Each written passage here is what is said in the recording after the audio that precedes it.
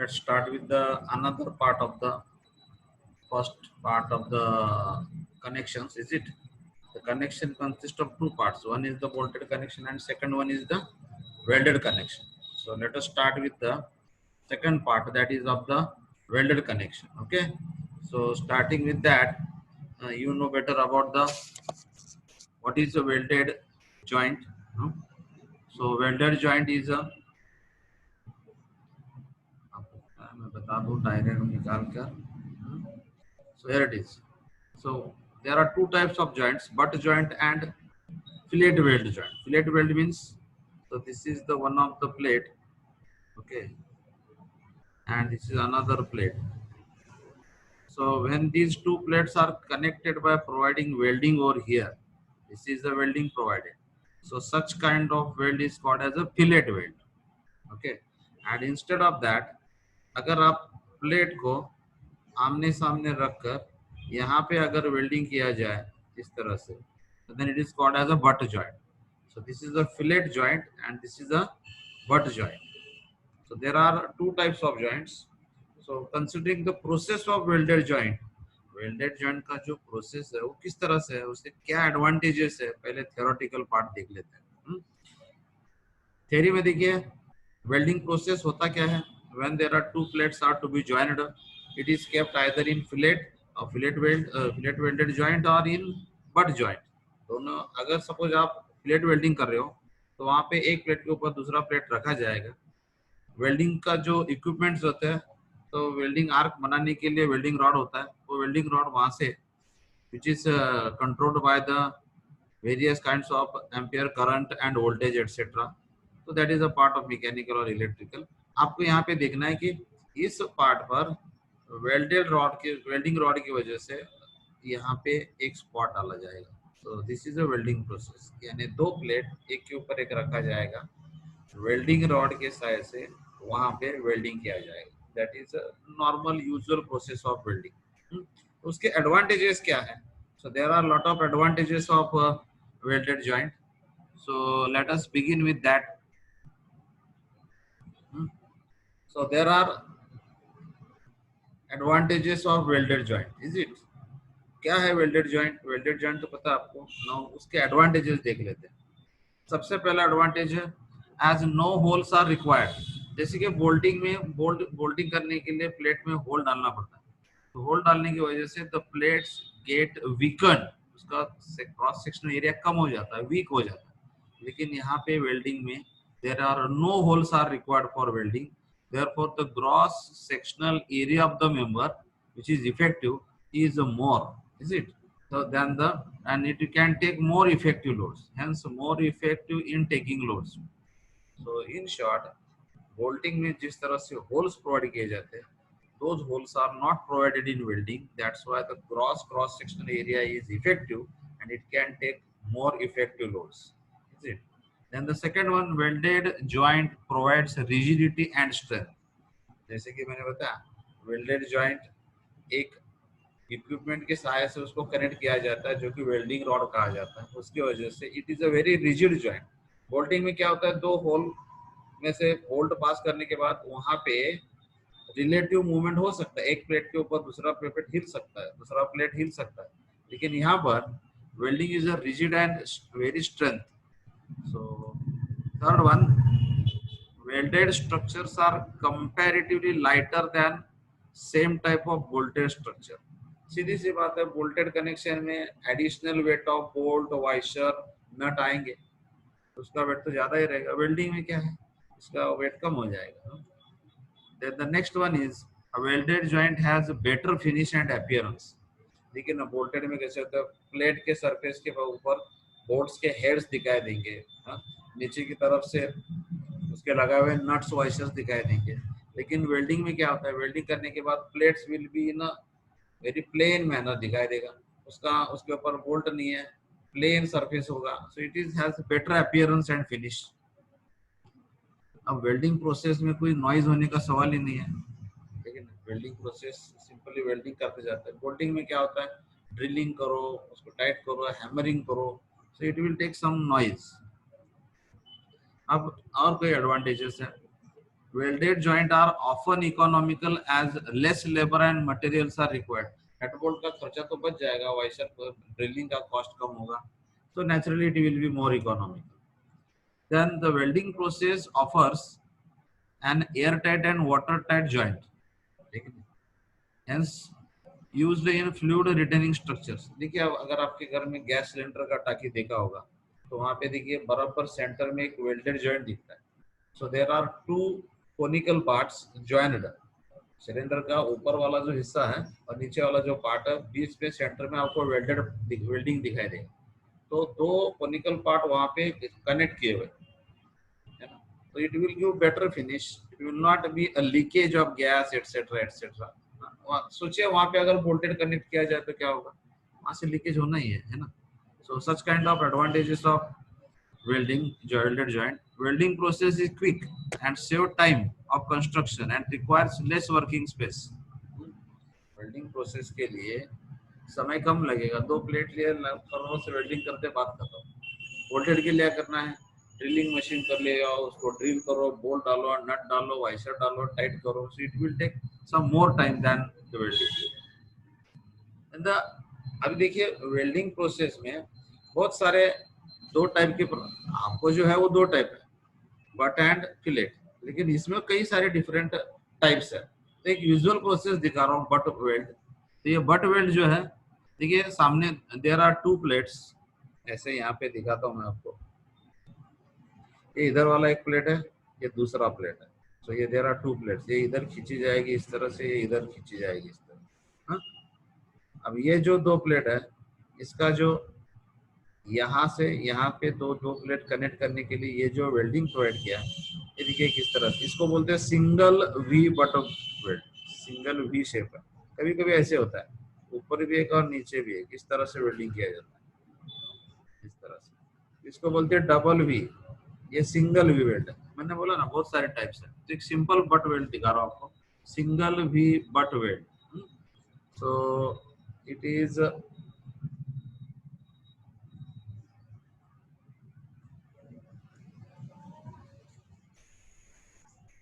दूसरा जो है फिलेट वेल्ड.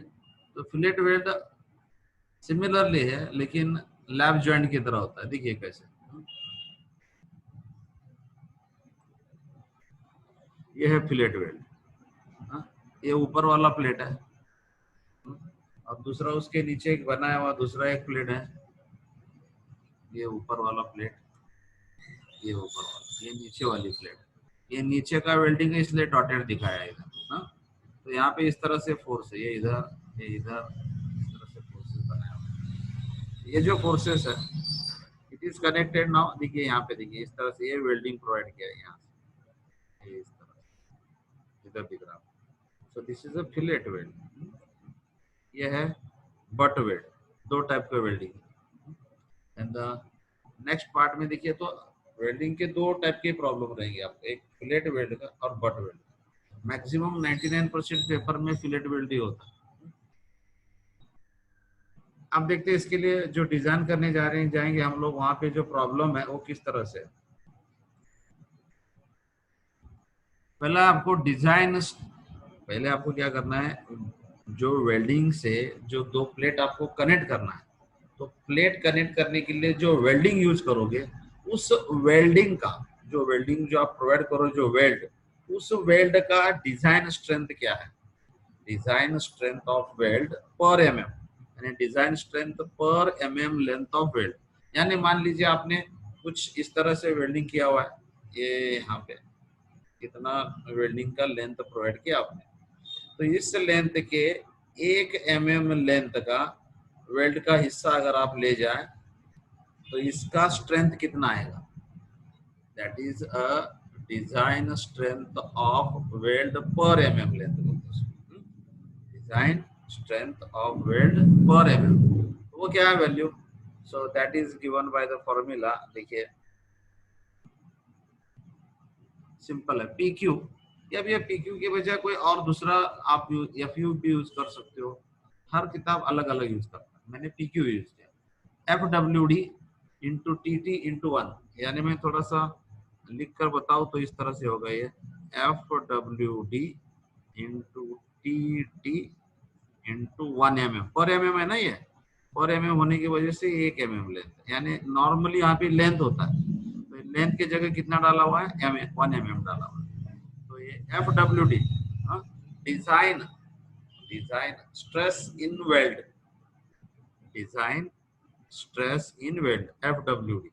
तो FWD का वैल्यू कैसे लेने का, तो FWD वैल्यू लेने के लिए आपके पास फॉर्मूला है इस तरह से, FWD is equal to FU, normal FU 410 होता है, divided by √3 divided by gamma MB। ये देखिए यहाँ पे मैं लिख के दिखा दूँ, FU right divided by √3 into ये मल्टीप्लाई यहाँ into 1 gamma MB, okay gamma MB।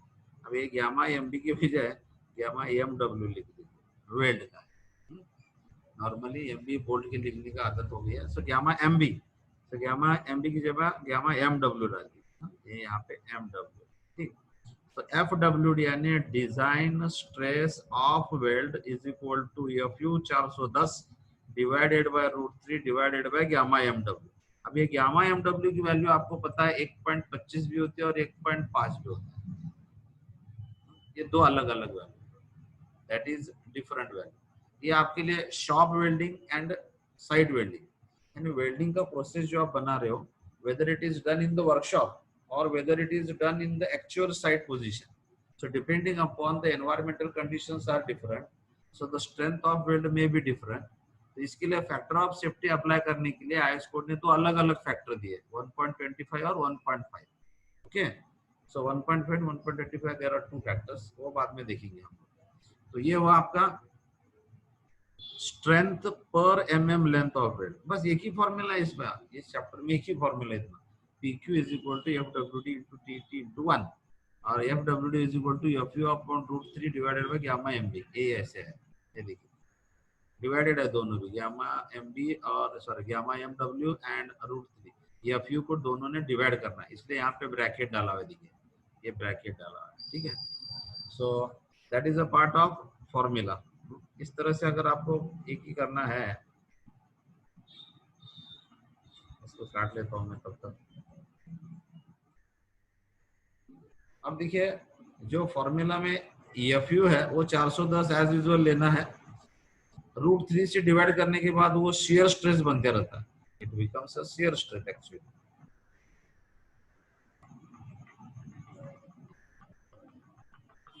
अब आगे चलता हूं नेक्स्ट पार्ट में, देखिए इसका वैल्यू क्या है, कैसे लेना है।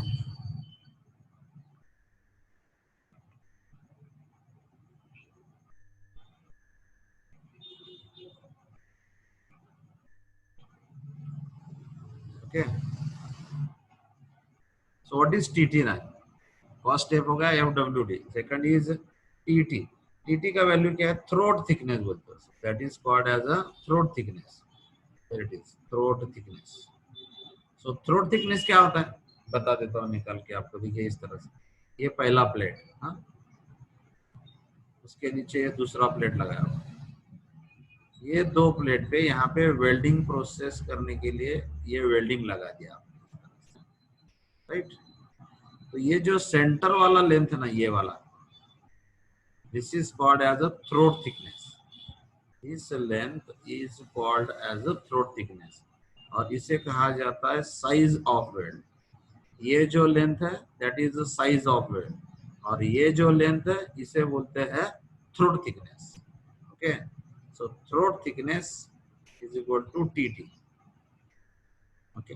और साइज ऑफ वेल्ड यानी यहाँ पर होता है, यानी अगर आपने दो प्लेट ज्वाइन करते समय ये जो वेल्ड का स्पॉट डाला यहाँ पे, उसका ये जो डिस्टेंस है ये हुआ साइज, और सेंटर में जो होता है डायगोनल वो होता है थ्रोट थिकनेस। अब आगे देखिए इफेक्टिव लेंथ ऑफ वेल्ड कैसे निकालेंगे, बस इतना ही है पूरे चैप्टर में, दो ही पार्ट इतना, एक स्ट्रेंथ पर mm और दूसरा लेंथ निकालना है वेल्ड, दो पार्ट ही आज आपको प्राइमरी बता देता हूँ, ठीक। इफेक्टिव लेंथ ऑफ वेल्ड का प्रोवाइड करने के लिए आपके लिए फॉर्मूला होगा factored load divided by design strength of weld पर mm, design strength of weld पर mm, फैक्टर्ड लोड यानी इस मेंबर में, ये जो मेंबर इसमें कितना फोर्स है, that is a load. So this is a factor load divided by design strength of weld, ये वाला जो अभी आपने बनाया design strength of weld. Okay, ये बनाकर आपका इफेक्ट लेंथ ऑफ वेल्ड बनता है. इतना सिंपल है ये. तो फॉर्मूला देख लीजिए एक बार. P Q is equal to F W D into T two into one, और F W D is equal to F U upon divided है ब्रैकेट में root three into gamma M W.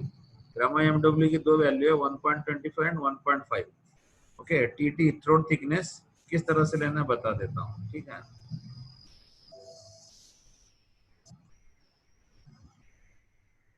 ये देखिए.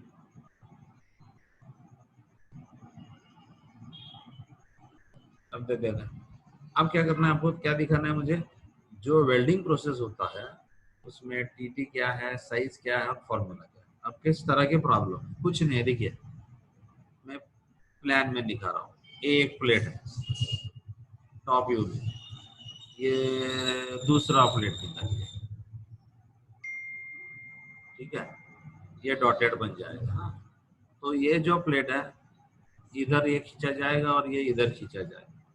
अब इस दो प्लेट को connect करने के लिए आपको वेल्डिंग प्रोवाइड करना. तो कहाँ पे करोगे आप वेल्डिंग, ये दो प्लेट जहाँ पे एक दूसरे पे ओवरलैप हुए, तो एक एज कॉर्नर, ये कॉर्नर, इसका निचले वाला कॉर्नर, तो एक दो तीन चार साइड आप वेल्डिंग प्रोवाइड कर सकते. तो नाम किस तरह से, देखिए दीज आर, ये जो लेंथ है ये वाला, इधर अगर आपने वेल्डिंग प्रोवाइड किया, ये अगर वेल्डिंग प्रोवाइड किया आपने यहाँ पे, और यहाँ पे अगर वेल्डिंग प्रोवाइड किया, तो दिस इज फोर्स को पैरेलल है, तो इसको बोलते हैं longitudinal weld. This is called as a longitudinal weld. अगर आप यहाँ पे वेल्ड प्रोवाइड करोगे इस तरह से, तो ये फोर्स को परपेंडिकुलर है, तो इसको बोलते हैं ट्रांसवर्स वेल्ड. यहाँ पर भी ट्रांसवर्स वेल्ड होता है. तो ये दो ट्रांसवर्स वेल्ड लेंथ है और ये दो लॉन्गिट्यूडिनल वेल्ड लेंथ है. So if you provide four sides, चारों साइड, अगर कट सेक्शन में देखा जाए, ऊपर वाली प्लेट, ये नीचे वाली प्लेट है ना, ये ऊपर का, ये इधर दिख रहा, ये नीचे वाला, ये इधर दिख रहा. तो यहाँ पे अगर आपने वेल्डिंग किया, ये तो नीचे जाएगा है कि नहीं, तो ये ऊपर वाला है इस तरह, दोनों तरफ फोल्ड. ये यहाँ पे नीचे वाला, एक प्लेट के ऊपर ये नीचे वाली जो प्लेट है यहाँ पे कनेक्ट किया हुआ. So you can provide four sides. Force को परपेंडिकुलर वाला ट्रांसवर्स वेल्ड, फोर्स को पैरेलल वाला लॉन्गिट्यूडिनल है. तो ये वेल्डिंग प्रोसेस करने के लिए आपको चारों साइड अवेलेबल होते हैं. आप किस तरह से प्रोवाइड करते हो, प्रॉब्लम में क्या देते हो, वो हिसाब से आपको करना है. ठीक है, अब प्रॉब्लम में है क्या, किस तरह से, एकदम सिंपल है, देख लेते हैं.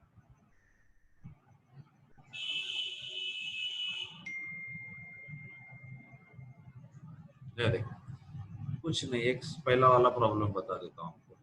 ये देखिए, ये एक प्लेट है,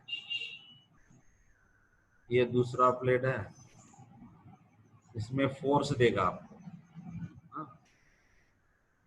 फोर्स सपोज 100 किलो न्यूटन दे दिया, तो 100 किलो न्यूटन फोर्स करने के लिए ये दो प्लेट आप ज्वाइन कर रहे हो. 100 किलो न्यूटन का लोड, तो ये दो प्लेट ज्वाइन करने के लिए वेल्डिंग किस तरह से प्रोवाइड करोगे ये पूछेगा. ठीक है, तो वेल्डिंग का साइज देगा आपको. साइज ऑफ वेल्ड यानी जैसे मैंने बताया था, ये वेल्डिंग का स्पॉट था, तो ये थ्रोट थिकनेस था और ये साइज था. तो size of weld 5 mm, 3 mm, 4 mm, 6 mm, 8 mm, 10 mm होता है, वो तो प्रॉब्लम आने के बाद मैं समझाऊंगा. तो साइज ऑफ वेल्ड वगैरह दिया होता है, आपको बस इतना करना है कि यहाँ पे कितना लेंथ डालू, यानी ये 200 mm लेंथ का वेल्ड डालू, या 250 का डालू, या 300 का डालू, दो साइड डालू या चार साइड डालू, या तीन साइड आपको वेल्डिंग करना है. तो देखिए, अगर आपने यहाँ पे वेल्ड प्रोवाइड किया, यहाँ पे वेल्ड प्रोवाइड किया, ये जो ओवरलैप है, दो प्लेट का ओवरलैप, ये प्लेट ओवरलैप हो रहा है, ये लेंथ 200 mm सब, और इस प्लेट का हाइट मान लीजिए 100 mm. तो अगर आपने दो साइड वेल्डिंग किया तो कितना लेंथ प्रोवाइड किया आपने, ये 200 का इधर का लेंथ, ये 200 का इधर का लेंथ, यानी you have provided total length of 400 mm. Okay, अगर एडिशनली यहाँ पर भी आप वेल्डिंग प्रोवाइड करोगे यहाँ पे, तो ये एडिशनल 100 mm ऐड हो जाएगा. तो 2 लॉन्गिट्यूडनल किया तो 400 का होगा, 2 लॉन्गिट्यूडनल और 1 ट्रांसवर्स किया तो 500 होगा, दोनों लॉन्गिट्यूडनल दोनों ट्रांसवर्स प्रोवाइड किए तो 600 होगा, है कि नहीं। तो इस तरह से लेंथ आपको पहले तय करना है, तो ये लेंथ मिल जाएगा। तो how to calculate that length, देखिए फॉर्मूला जो अभी अभी मैंने बताया था, क्या बताया था, length is equal to load upon strength per mm of length, कितना लोड डालना है वो, और एक वेल्ड 1 mm की स्ट्रेंथ कितना। देखिए सिंपल है, 1 mm का वेल्ड अगर 5 किलो न्यूटन लोड ले सकता है, 1 mm का वेल्ड, यानी यहाँ पे अगर 1 mm का वेल्ड डाला तो इस प्लेट में आप 5 किलो न्यूटन लोड डाल सकते हो। अगर 1 mm वेल्ड से 5 किलो न्यूटन रेजिस्ट होता है, 5 किलो न्यूटन रेजिस्ट होता है, तो 500 किलो न्यूटन के लिए कितना लेंथ लगेगा, 1 mm का स्ट्रेंथ 5 किलो न्यूटन है, तो 500 किलो न्यूटन के लिए कितना करना पड़ेगा, 500 किलो न्यूटन डिवाइडेड बाय 5 यानी 100 mm, यानी आपको 100 mm का लेंथ प्रोवाइड करना पड़ेगा। बहुत सिंपल सी प्रॉब्लम है वेल्डिंग के लिए, तो एक बार रिवाइज करके रुक जाता हूँ, ठीक है। क्या बताता मैंने आपको, ये देखिए, so there are advantages and disadvantages of welding. So advantages मैंने दिखाया यहाँ पे, there are certain advantages of welding, rigid होता है, स्ट्रेंथ ज्यादा होता है, इट इज इकोनॉमिकल होता है, स्ट्रेंथ ज्यादा होता है, स्टडी होता है, अपीयरेंस अच्छी तरह से उसको आप फिनिश करके अपीयरेंस बना सकते हो।